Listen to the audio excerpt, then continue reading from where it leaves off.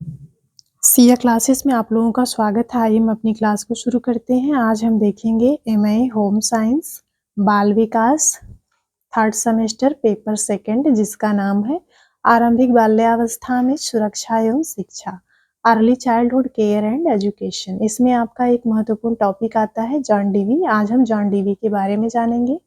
चलिए शुरू करते हैं।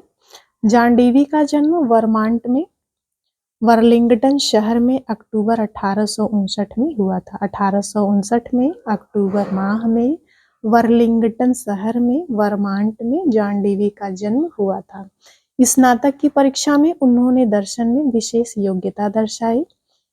इनकी विशेष योग्यता दर्शन में थी। बाद में विभिन्न विश्वविद्यालयों में वह दर्शन के शिक्षक रहे। ये दर्शन के शिक्षक रहे। शिकागो में पढ़ाने के दौरान उनका ध्यान शिक्षा की ओर गया। जब ये शिकागो में पढ़ा रहे थे तो उस समय उनका ध्यान शिक्षा की ओर गया। इसी कारण उन्होंने एक प्रयोगशाला विद्यालय सन 1896 में खोला। जब ये शिकागो में पढ़ा रहे थे तब इनका ध्यान शिक्षा की ओर गया और उसी दौरान उन्होंने एक प्रयोगशाला लैबोरेटरी स्कूल प्रयोगशाला विद्यालय 1896 में खोला। इस विद्यालय को खोलने का उद्देश्य था कि वह दर्शन, मनोविज्ञान तथा शिक्षा के विषयों का प्रयोगशाला में ठीक ऐसा ही संबंध स्थापित कर दें जैसा कि विज्ञान की विभिन्न शाखाओं का प्रयोगशाला में होता है। उन्होंने इस तरह के विद्यालय की स्थापना करने के लिए सोचा, जिस तरह का जो स्कूल होता है या विद्यालय होता है जो विज्ञान के लिए होता है या फिर विज्ञान की विभिन्न शाखाओं के लिए होता है, जो कि एक प्रयोगशाला के रूप में होता है, जिसमें बच्चे क्या करते हैं, प्रयोग के माध्यम से चीजों को सीखते हैं।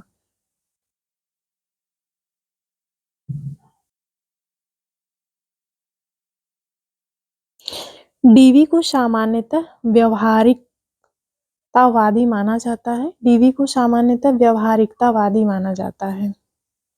यद्यपि उनके दर्शन पर हीगेल तथा जेम्स दोनों का प्रभाव है।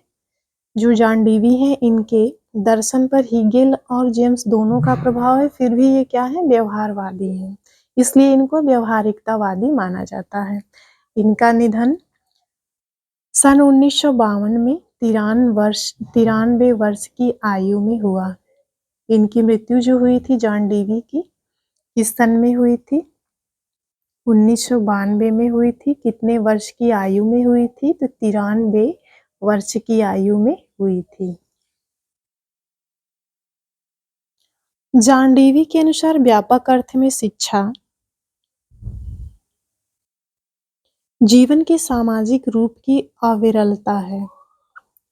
जॉन डीवी के अनुसार शिक्षा क्या है, जीवन के सामाजिक रूप की अविरलता है, जो कि निरंतर चलती रहती है, सतत रूप से चलती रहती है।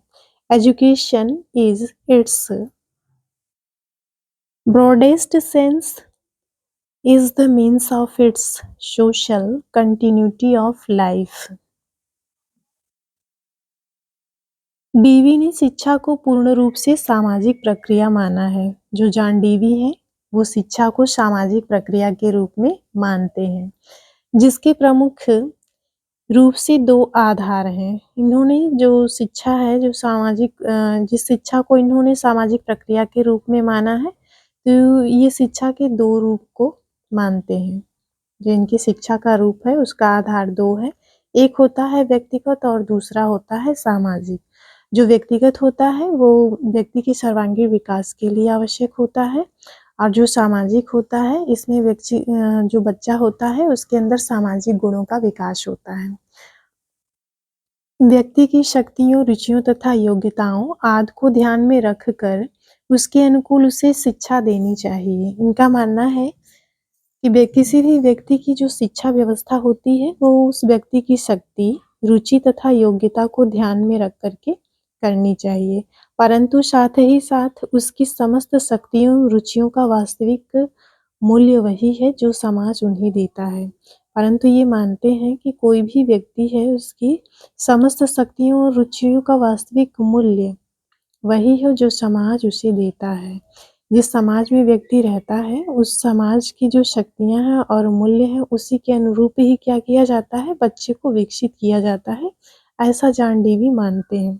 सामाजिक वातावरण में ही उनका विकास होता है और उसे अक्षय बनाए रखने की सार्थकता है। अक्षय बनाए रखने में उसकी सार्थकता है। डीवी ने व्यवहारिक ज्ञान पर अधिक बल दिया है। जो जॉन डीवी है, ये व्यवहारिक ज्ञान पर अधिक बल देते हैं। उनका मानना है कि बच्चा करके ज़्यादा सीखता है।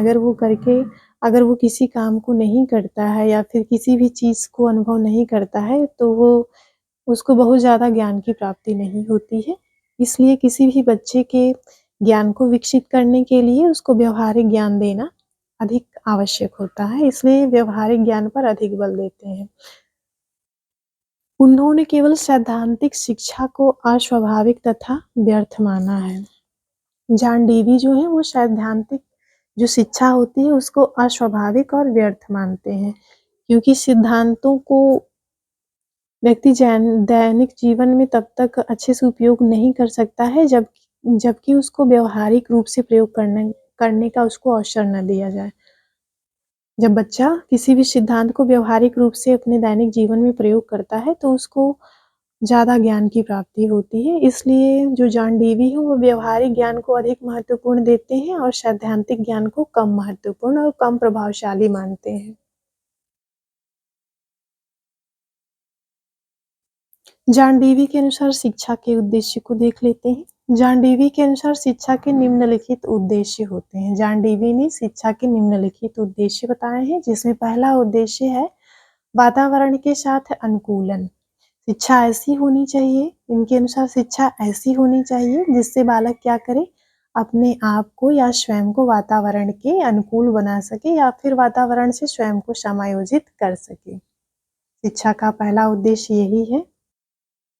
शिक्षा का दूसरा उद्देश्य है जॉन डीवी के अनुसार सामाजिक कुशलता की प्राप्ति। शिक्षा ऐसी होनी चाहिए जो बच्चे को सामाजिक रूप से कुशल बना सके।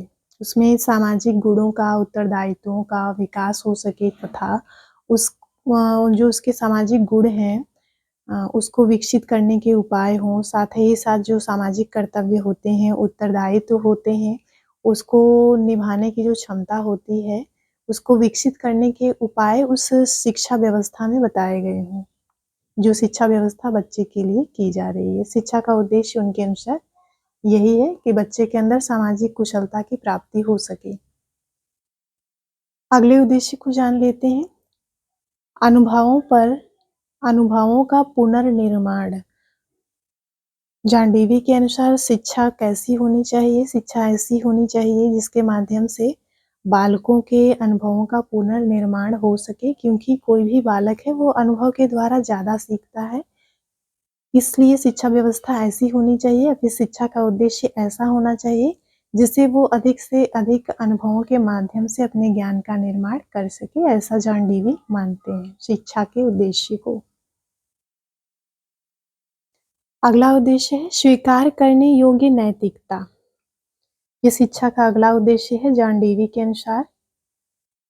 स्वीकारात्मक नैतिकता का विकास भी बालक के विकास में सहायक होता है, जिसको शिक्षा के द्वारा ही पूरा किया जा सकता है। इसमें बालक की सामाजिक कुशलता में वृद्धि होती है। जॉन डीवी ने बताया कि जो शिक्षा का उद्देश्य होता है वो स्वीकार करने योग्य नैतिकता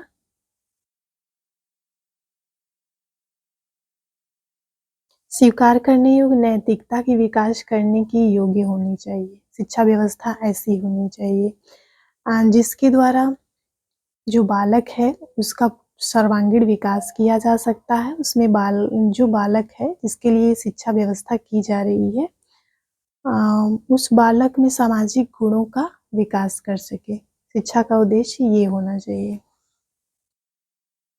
अगला उद्देश्य जान लेते हैं, परिवर्तनशील उद्देश्य। परिवर्तनशील उद्देश्य में उन्होंने क्या बताया है, सभ्य समाज के साथ साथ शिक्षा के उद्देश्य को भी बदलते रहना चाहिए ताकि समयानुकूल शिक्षा दी जा सके। जॉन डीवी ने बताया इस शिक्षा का उद्देश्य क्या होना चाहिए? परिवर्तनशील होना चाहिए, ताकि जैसे-जैसे समाज में प्रगति या फिर समाज का विकास होता है या फिर सभ्यता का विकास होता है, उस हिसाब से समयानुकूल उसमें शिक्षा व्यवस्था की जा सके। जिस तरह की परिस्थितियाँ हैं, जिस तरह का वातावरण है। जान लेते हैं, जॉन डेवी के अनुसार पाठ्यक्रम किस तरह का होना चाहिए। पाठ्यक्रम करिकुलम। डीवी ने ऐसे पाठ्यक्रम का समर्थन किया है जो बालक के सर्वांगीण विकास में सहायक हो। जॉन डेवी का मानना है कि बच्चे के लिए जो शिक्षा व्यवस्था आप कर रहे हैं, उसका पाठ्यक्रम ऐसा होना चाहिए जिससे कि बालक का सर्वांगीण विकास हो सके। सर्वांगीण का मतलब उसका पूर्ण रूप से प्रत्येक क्षेत्र में उसका अच्छे से विकास हो सके। इसलिए ऐसे पाठ्यक्रम की व्यवस्था करनी चाहिए जिसके माध्यम से बालक के प्रत्येक पक्ष का विकास हो सके। ये नहीं कि कुछ का हो रहा है और कुछ का नहीं हो रहा है। इसलिए पाठ्यक्रम कैसा होना चाहिए? पाठ्यक्रम सर्वांगीण विकास करने में सहायक होना चाहिए। इस तरह के पाठ्यक्रम की व्यवस्था करनी चाहिए। पाठ्यक्रम निर्माण में निम्नलिखित सिद्धांतों को महत्व दिया है। जॉन डेवी ने पाठ्यक्रम के निर्माण में निम्नलिखित सिद्धांतों को महत्व दिया है, जिसमें पहला सिद्धांत है उपयोगिता का सिद्धांत। चलिए हम उपयोगिता के सिद्धांत को जान लेते हैं कि उपयोगिता का सिद्धांत क्या होता है।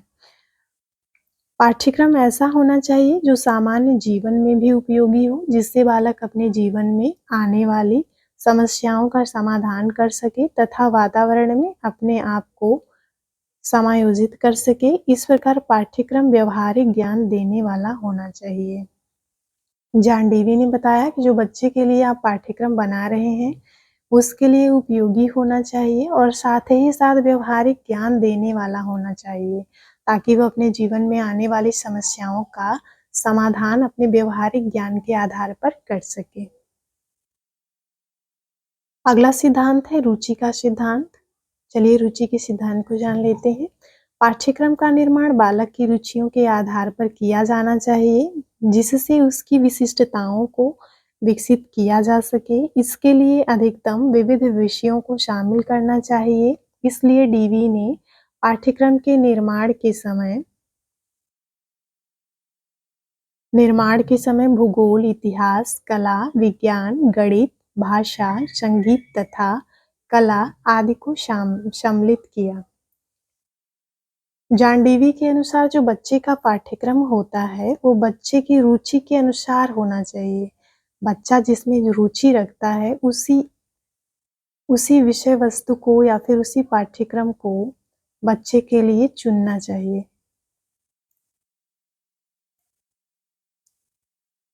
भले ही उसके पाठ्यक्रम में सभी विषय शामिल किए जाएँ, उससे मतलब नहीं है, लेकिन विषय जो शामिल किए जा रहे हैं उसमें कुछ ऐसे टॉपिक को ऐड किया जाए जिसमें बच्चे की रुचि अधिक है। जैसे भूगोल है, भूगोल में आप आस-पास की भौगोलिक दशाएँ, वनस्पतियों को शामिल कर सकते हैं कि आपके आस-पास में कौन से पेड़ हैं, किस तरह की वनस्पतियाँ पाई जाती हैं, किस तरह की फसल उगाई जाती है, तो इसमें बच्चे की रुचि ज़्यादा रहेगी।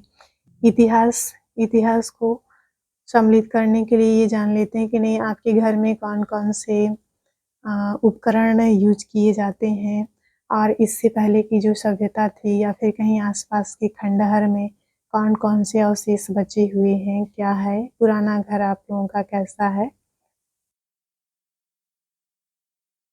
इन सारी चीज़ों को जब शामिल करते हैं तो ये इतिहास के अंतर्गत आ जाता है। कला में भी बच्चे की रुचि जिसमें होती है, कलात्मक कार्यों को सम्मिलित किया जाता है। विज्ञान में भी आपके आस-पास कौन से जीव-जंतु पाए जाते हैं, उनकी विशेषता क्या होती है, कितने शाकाहारी हैं, कितने मांसाहारी हैं, इस तरह के टॉपिक को सम्मिलित कर सकते हैं। गणित में आप जोड़-घटाना, गुणा-भाग के साथ-साथ ही विभिन्न प्रकार के जो आकार होते हैं, जैसे त्रिकोण हो गया, चतुर्भुज हो गया, पंचभुज हो गया, इस तरह के टॉपिक को सम्मिलित कर सकते हैं। भाषा में जो बच्चे की जो उसकी मातृभाषा होती है, उसको सम्मिलित करना चाहिए, ताकि वो ज़्यादा से ज़्यादा ज्ञानार्जन कर सके। और इसके साथ ही साथ उसके पाठ्यक्रम में संगीत और कला की भी व्यवस्था होनी चाहिए, जिसमें उसकी रुचि अधिक होती है, क्योंकि छोटे बच्चे होते हैं उनको अगर आप संगीत और कला के माध्यम से किसी चीज़ को सिखाते हैं तो उनकी रुचि बढ़ जाती है। अगला सिद्धांत है एकीकरण का सिद्धांत। डीवी ने शिक्षा में ज्ञान के एकीकरण को महत्वपूर्ण माना है। ज्ञान पूर्ण रूप से देना चाहिए, खंड-खंड करके नहीं देना चाहिए, अतः पाठ्यक्रम लचीला, बाल केंद्रित होना चाहिए। जॉन डीवी का मानना है कि आप जो भी पाठ्यक्रम नियोजित कर रहे हैं, वो बालक केंद्रित होना चाहिए। बालक की रुचि पर, उसकी क्षमता और योग्यता पर केंद्रित होना चाहिए।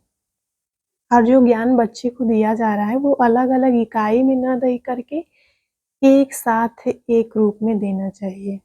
इससे बच्चे को जल्दी समझ में आता है। और बच्चे का जो पाठ्यक्रम है वो लचीला होना चाहिए, वो कठोर नहीं होना चाहिए। अगला सिद्धांत है क्रियाशीलता का सिद्धांत। क्रियाशीलता का सिद्धांत, जैसा कि इसके नाम से स्पष्ट हो रहा है कि अगर बच्चे के लिए आप कोई पाठ्यक्रम नियोजित कर रहे हैं तो उसमें बच्चे की क्रियाशीलता पर अधिक ध्यान देना चाहिए। इस तरह का पाठ्यक्रम होना चाहिए जिसमें बच्चा अधिक से अधिक क्रिया करके सीखे।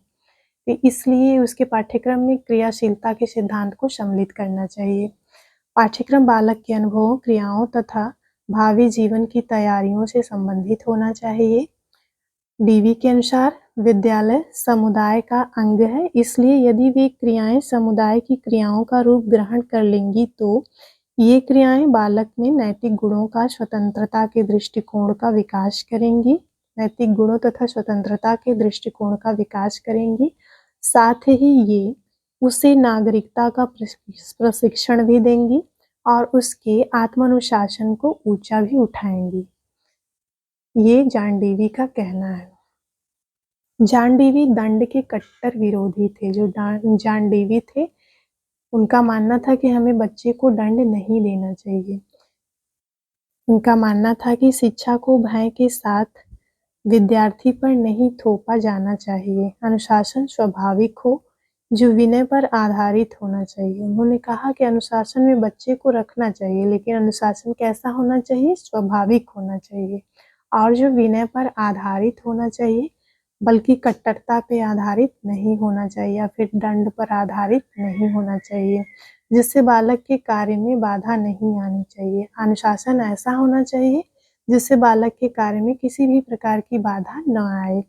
अनुशासन उसमें अंदर से उत्पन्न होना चाहिए, जो स्थायी होगा तथा समाज के अनुकूल होगा। उनका कहना है कि बच्चे के अंदर अनुशासन अंदर से आना चाहिए। जब अंदर से बच्चा अनुशासित रहता है तो वो अनुशासन स्थायी होगा और समाज के अनुकूल होगा।